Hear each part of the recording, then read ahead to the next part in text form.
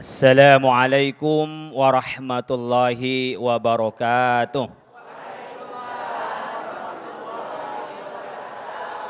Alhamdulillahi rabbil alamin. Wabihi nasta'inu ala umurid dunya waddin. Wassalatu wassalamu ala ashrafil anbiya'i wal mursalin. Sayyidina Muhammad wa ala alihi wa ashabihi ajma'in. Subhanaka la ilma lana illa ma 'allamtana innaka antal alimul hakim. Bapak Ibu jamaah rahimakumullah. Ibu bapak sering suudzon? Sering, alhamdulillah ngaku. Sering husnudzon? Kadang-kadang. Lebih banyak mana husnudzonnya dengan suudzonnya? Nah, orang yang suudzon itu mukanya tak pernah cerah. Alisnya nyambung. Yang alisnya nyambung itu yang biasa suudzon. Orang yang husnudzon itu bawaannya tenang. Bawaannya nyaman. Itu orang yang husnudzon. Husnun itu artinya baik, dzon itu prasangka. Sesuatu yang tidak kita ketahui apa adanya dan apa tanda-tandanya, pokoknya baik saja. Contoh ibu bapak sekalian, ada corona, covid. Ibu bapak husnudzon kepada Allah atau suudzon? Ayo pada bingung. Kalau husnudzon kita tak takut dengan corona. Kita juga tidak menyalah-nyalahkan kepada Allah. Enggak menyalah-nyalahkan kepada orang lain. Kenapa? Ma khalaqta hadza batila. Enggak mungkin Allah ciptakan sia-sia. Meskipun sudah daftar umroh enggak jadi berangkat. Meskipun barangkali enggak terlalu luasa untuk bertemu. Tapi kita yakin bahwa ini Allah ciptakan yang terbaik pada kita. Itu namanya husnudzon. Ibu bapak, saya kepengennya punya suami yang kaya ganteng. Kok dapatnya malah yang kecil tapi juga miskin. Ada yang begitu enggak? Atau sebaliknya, saya ini enggak ganteng. Saya juga tidak terlalu kaya. Tapi kok dapat istri cantik dan kaya. Ini yang rugi kira-kira yang mana? Suaminya apa istrinya? Ini enggak ada yang rugi. Allah yang menciptakannya yang ganteng dapat yang jelek. Nanti bisa memperbaiki keturunan. Ya, mungkin juga yang kaya dapat yang miskin. Tapi yang kaya enggak gitu ganteng tapi dia kaya. Yang miskin enggak terlalu. Umpamanya orangnya agak cantik tapi enggak terlalu kaya. Allah memberikan namanya subsidi silang. Ya, yang ganteng dapat yang cantik. Tapi yang ganteng tidak kaya. Yang cantik tidak terlalu kaya. Atau tidak terlalu miskin. Allah menciptakan hal seperti itu. Bapak ibu sekalian, husnudzon itu artinya kita berbaik sangka kepada Allah. Apa yang bisa kita dapatkan? Ibu bapak kalau baik sangka kepada Allah, hidupnya tenang. Hidupnya nyaman, bahkan sakit pun diberikan cobaan oleh Allah. Seperti hanya Nabi Ayub alaihissalam, badannya ini penuh dengan nanah sampai orang gak mau mendekat. Apa dia bilang? Allah maha kuasa. Ini dari Allah. Coba kita bayangkan ibu bapak, kita diberi flu. Bisa flu karena corona, bisa juga flu burung, bisa flu apa. Bayangkan flu-nya hanya 3 hari, ngeluhnya enggak berhenti-henti. Padahal kita diberi sehat oleh Allah 3 tahun, kadang-kadang kita enggak bersyukur. Itu kalau kita husnudzon kepada Allah, Allah memberikan ujian. Ada anak tidak sesuai dengan yang kita harapkan. Suami tidak seperti yang kita harapkan. Alhamdulillah ada orang luar sana enggak punya suami. Begitu juga istri, barangkali ada para suami enggak cocok. Allah berikan cobaan. Contohnya seperti siapa? Seperti nabi yang barangkali tidak sesuai dengan pikirannya.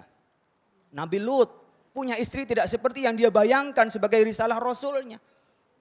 Tidak seperti yang dia inginkan. Sama dengan seperti Asia, punya suami adalah Fir'aun. Tapi tetap inilah risalah yang Allah berikan pada kita. Kita tetap husnudzon kepada Allah subhanahu wa ta'ala. Husnudzonni min husnil ibadati. Orang yang berbaik sangka adalah bagian dari kebaikan kita beribadah. Coba kalau kita enggak berbaik sangka, enggak mungkin sholat. Enggak baik sangka kepada Allah subhanahu wa ta'ala bahwa Allah akan merahmati kita.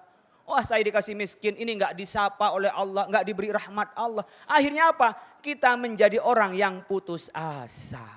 Kalau kita tidak husnudzon. Kebalikan menjadi suudzon, berburuk sangka. Tadi ayat menyebutkan, ya ayyuhalladzina amanu jtanibu katsiran minadh-dhonni inna ba'dadh-dhonni ismun. Jangan banyak prasangka buruk. Kenapa? Dia akan menjadi dosa bagi kita. Baik kepada Allah atau kepada tetangga. Coba ketika suami berburuk sangka pada istrinya. Pergi berangkat kerja, mikir di belakang jangan-jangan ada laki-laki lain masuk ke rumah. Kalau buruk sangka suami ngasih uang belanja, ngomong, aduh paling nanti dihabisin yang enggak. Enggak pernah tenang, berangkat kerja tidak tenang, tidak kerja juga tidak tenang. Demikian juga ibu-ibu. Kalau selalu berprasangka buruk pada suaminya enggak tenang. Suaminya tidur, handphonenya dibuka. Jangan-jangan ada chatting dari mana ini. Yang ketawa yang pengalaman nih. Dilihat ini kemana ini? Siapa yang ditelepon? Mikir. Kenapa? Karena sudzon. Jangan-jangan dia punya gendaan lain. Jangan-jangan dia punya selingkuhan. Jangan-jangan dia punya istri lain. Macam-macam. Suaminya ngasih uang belanja. Bukan karena kurang tapi nanya. Pak. Uang yang dari sana dikemanain? Uangnya dari sana dikemanain? Takut dikasihkan kepada istri yang lain. Buruk sangka. Terus artinya kata suaminya, daripada kita disangka enggak melakukan, lebih baik ngelakuin aja. Bisa begitu. Awalnya apa? Karena dicemburuin, dicurigain terus, akhirnya dia melaksanakan. Dari apa Bapak Ibu sekalian? Dari buruk sangka melahirkan kegelisahan. Buruk sangka kepada Allah lebih bahaya kan apa? Melahirkan syirik. Menyekutukan pada selain Allah. Dan orang syirik tidak akan dimaafkan oleh Allah. Innahu la yaghfiru ayyushraka bihi wa yaghfiru ma duna dzalika liman yasha. Allah tidak akan pernah memberikan maaf ampun kepada orang yang syirik kepada Allah. Tapi selain itu Allah akan memberikan ampun. Ini bisa melahirkan syirik. Kenapa? Karena menjadi suudzon kepada Allah. Suudzon kepada anak. Betapa Bapak Ibu sekalian yang takut ketika nanti anaknya itu umumnya melakukan sesuatu. Suudzon. Husnudzon lah. Ana inda dhanni abdi bi. In dhanna khairan au in dhanna syarran. Ya. Saya tergantung prasangka hambaku. Kalau dia berprasangka baik jadi baik. Kalau dia berprasangka buruk jadi buruk. Maka disebutkan oleh Rasulullah SAW. Iyaka wadh-dhon. Fa inna dhanna akdzabul hadis. Ingat, hati-hati dengan prasangka buruk. Karena prasangka buruk itu adalah ucapan yang paling bohong. Yang paling bohong itu adalah orang yang apa? Orang yang menuduh orang lain tanpa bukti itu adalah suudzon. Maka Rasulullah SAW mengingatkan kita, wala tahassasu wala tajassasu. Kenapa? Kalau bapak ibu suudzon itu akan punya prasangka yang buruk dan dari situ akan selalu mencari tahassasu. Ini apa ini? Tajassasu jasus meneliti keburukannya. Pasti terjadinya. Tanafasu pasti dia saling mencari keistimewaan dirinya, orang lain direndahkan. Dan watahasadu dan pasti ibu bapak sekalian paling saling iri hati. Setelah itu tabaghadu pasti saling membenci. Saling memarahi, watada baru kadang-kadang gara-gara iri hati tidak saling nyapa antara satu dengan yang lain. Kunu ibadallahi ikhwana. Jadilah kita ini satu saudara. Dengan apa? Istiqamah di dalam husnudzon. Gimana caranya ibu bapak biar tetap husnudzon? Selalu dalam husnudzon apa? Perbaiki dirinya sendiri. An yunzila nafsahu manzilatal khair. Jadikan ibu bapak orang baik. Coba kalau ada bekerja buruk orang lain bilang, ya Allah enggak lah dia orangnya baik. Kalau orang baik akan nimbang pada dirinya yang baik. Kalau orang buruk ditimbang pada dirinya yang buruk. Jadi kalau dikit-dikit nyangka orang buruk, dikit-dikit nyalain orang yang buruk karena dirinya buruk. Kalau orang baik pasti ditimbang semua hal kepada dirinya yang baik. Maka ketika ada orang lain melakukan kesalahan, istrinya melakukan kesalahan, temannya melakukan kesalahan. Mungkin dia tidak sengaja. Memaafkan, mencari uzur, mencari alasan, tidak langsung nuduh. Memang lama dia benci sama saya. Memang mulai dulu dia gak suka sama saya. Akhirnya apa? Mudah sekali untuk berantem. Coba dibalik. Ketepatan keliru, buang sampah ke tetangganya. Ibu bapak kalau suudzon datang ke tetangganya langsung marah-marah. Kamu ya, macam-macam. Mungkin memaki-maki. Coba ibu suudzon. Mungkin dia membuang keluar, tapi dia keliru melemparnya ke samping. Bisa begitu kan? Saya, Mas, Pak, Mbak, itu buang sampahnya kok keliru ya, kok ke rumah saya. Padahal tempat sampahnya kan di depan. Mungkin dia pulang malu tetangganya. Tapi kalau ibu bapak dijawabnya dengan suudzon, kurang asem ya katanya. Jangan bilang kurang ajar nggak baik, kurang asem ya. Anda kurang garam gitu. Buang sampah ke tetangga, tempat sampah itu di sana. Anda apa yang terjadi Bapak Ibu sekalian? Dengan suudzon Anda akan marah-marah. Atau mungkin ditimbang pada diri sendiri kalau melakukan kesalahan dengan niat menyalahi atau bikin gara-gara pada orang lain. Coba ditimbang pada dirinya sendiri. Dan mencarikan barangkali itu ada masalah orang lain tuh. Mungkin dia kena angin atau kena apa sampahnya sampai kebuang ke tempat saya. Jadi mencarikan alasan. Yang ketiga Bapak Ibu sekalian, pastikan kita ini jangan cari-cari niat orang lain. Jangan cari, memang tahu saya itu wataknya begitu dia. Orangnya jahat dia. Ibu bapak tidak tahu hati orang lain. Ibu bapak tidak tahu niat orang lain. Kita ini nahkum bidzahir wallahu a'lam bisarair. Kita ini hanya tahu yang zahir-zahirnya saja. Yang dalamnya kita nggak perlu nyari-nyari. Kayak apa ya pikirannya? Kayak apa ya hatinya? Nggak perlu. Pokoknya dia baik, ya baik. Wah dia pura-pura baik aja dia. Sebenarnya marah sama saya dia. Nggak ada benernya kalau begitu ibu bapak. Jadi dibalik bagaimana kalau kita melihat kebaikan orang lain daripada keburukannya. Kalau dia berbuat baik benar dari hatinya dia itu orangnya penyayang. Ketika berbuat buruk mungkin dia keteledor saja. Nggak ada niat buruk. Kecuali memang sudah jelas-jelas dia berbuat buruk. Baru kita menyatakan wah dia orang harus dihadapi. Tapi sebelum jelas ada buktinya berbuat buruk. Janganlah kita berprasangka buruk. Jangan perlu tahu kepada hati orang. Karena kita nggak ada yang tahu hati orang. Yang tahu hanya Allah subhanahu wa ta'ala. Jamaah sekalian rahimakumullah. Kita ini di dalam hidup nanti akan dikembalikan kepada apa yang kita pikirkan. Perilaku kita ini yang akan mengantarkan pada kematian. Makanya disebutkan pada saat khutbah Jumat. Ya ayyuhalladzina amanu.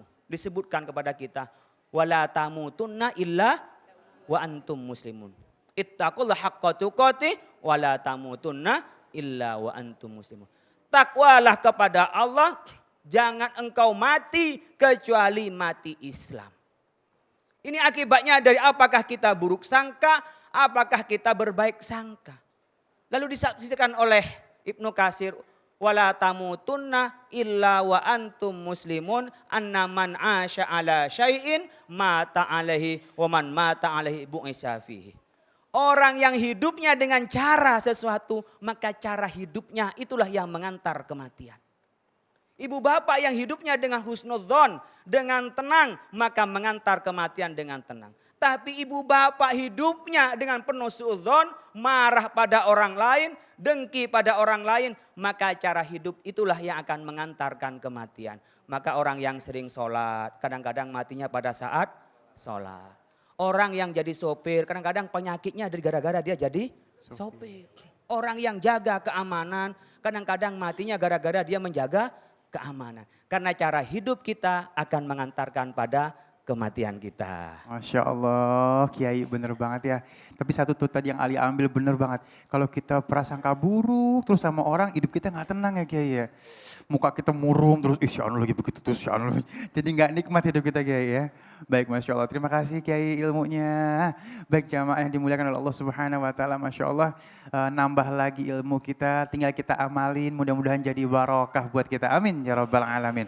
Baik sebelum kita lanjutkan lagi, Alhamdulillahirabbil alamin, saat ini sudah ada rekan Ali di luar sana yang ingin berbagi informasi bersama kita ya. Citra silakan, Assalamualaikum. Waalaikumsalam warahmatullahi wabarakatuh. Syukron Ali Zainal, Masya Allah pemirsa, Alhamdulillah ala kulli hal, walaupun cuaca sedang terik-teriknya, kita pastinya akan setia menemani Anda ya. Ada saya Citra Anggi, alhamdulillah hari ini bisa menemani Anda langsung dari Masjid At-Taqwa yang ada di Pondok Ranji, Tangerang Selatan. Dan ada satu lagi nih pemirsa, Pak Jaja jalan ke Bali, melihat pantai bersama teman. Alhamdulillah gara-gara kopi, hari ini bisa ngobrol santai bersama Ustadz Taufikur Rahman. Assalamualaikum. Waalaikumsalam warahmatullahi wabarakatuh. Masya Allah, dari Permata Ijo ke Pondok Aren. Seragam hijau keren. Iya. Pas dong ya. Iya dong. Tuh, Nah. yang ini dia. Pemirsa mungkin mulai tadi ngelihat saya bawa ini apa sih? Ini adalah produk dari Luwak White Coffee. Ada 3 bungkus di sini. Kenapa ada 3 bungkus? Karena dengan bungkusnya saja Anda kesempatan umroh bareng Ustadz Ya, Taufikur Rahman. insya Allah. Gimana caranya Ustadz? Caranya ambil 3 bungkus ya, Luwak White Coffee, produk yang manapun ya, masukkan ke dalam amplop Ya. dengan disertai identitas KTP, juga mungkin SIM-nya, kirimkan ke PO Box 94 Sali, Ya. JKS 12.000. Wow, mudah Insya sekali Allah ya. Pok Saro makan korma, besok umroh bersama-sama. Ih, amin ya Allah. Ini jadi untuk Anda pemirsa masih banyak kesempatan, jadi buruan langsung belanja semua varian apa aja dengan 3 bungkus Luwak White Coffee yang kosong, kesempatan umroh gratis untuk Anda. Amin. Jadi mau umroh gratis, segera kirimkan 3 bungkus kosong Luwak White Coffee. Masya Allah.